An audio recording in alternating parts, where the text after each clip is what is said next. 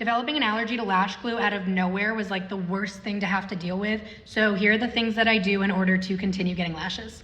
As a nurse, I should probably tell you that you should just stop getting them, but as somebody who's also just a girl, I had been getting lashes for about a year with no problems, and then one day I got my lashes done and I woke up the next morning and my eyes were just swollen shut. Turns out I had developed an allergy to the cyanoacrylate, which is what makes the lash glue dry so fast.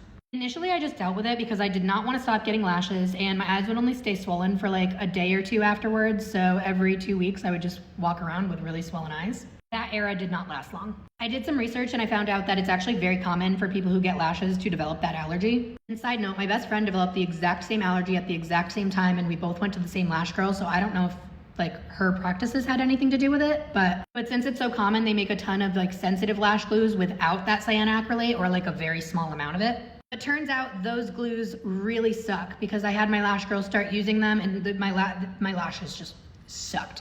Once I found out all of the sensitive glues suck and have zero retention, I switched back to the regular glue. And then I started going to a new lash girl and I told her about my allergies, and she did a slew of things to keep me from getting reactions. So here's what she did. Number 1, she washed my lashes both before and after every fill. Number 2, she used a primer on my lashes. Number 3, she kept her studio very well ventilated because the fumes from the lash glue are part of the problem. Number 4, she started using less glue and she placed the lashes just a couple of extra millimeters away from my lash line. And then after she was done with my lashes, she would seal them with a bonder. And then after that, she would spray my lashes with a nano mister because the nano mist helps the glue cure faster.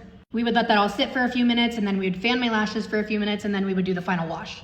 And then when I got home, I would take a prednisone, a Zyrtec, an NSAID, and I would put hydrocortisone cream all around my eyes and clear eyes drops for the redness. It also helps to avoid caffeine before your appointments because it makes your lashes flutter.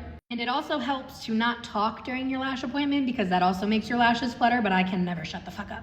After everything I just told you, it probably sounds like my life would be a lot easier if I just didn't get lashes, but I've been getting them for like 6 or 7 years. They just make my life so much easier. It takes me about 10 minutes to get ready in the morning. I feel so much more comfortable not wearing makeup. Like, I just don't want to give them up. So do with that information what you will.